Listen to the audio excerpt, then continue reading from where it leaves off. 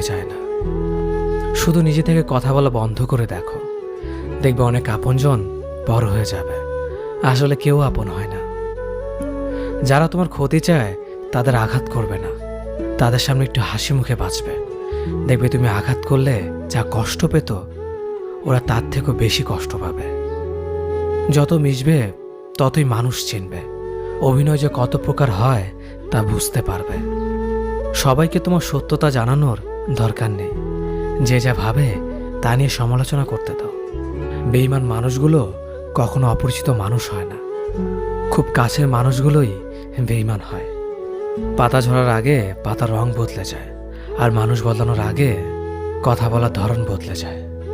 মন কখনো ভাঙে না, যেটা ভাঙে সেটা হলো বিশ্বাস। কেউ যদি তোমার সাথে কথা বলা বন্ধ করে দেয়, তাহলে বুঝে নিও তোমার পিছনে তারা তোমার নিন্দা করা শুরু করে দিয়েছে।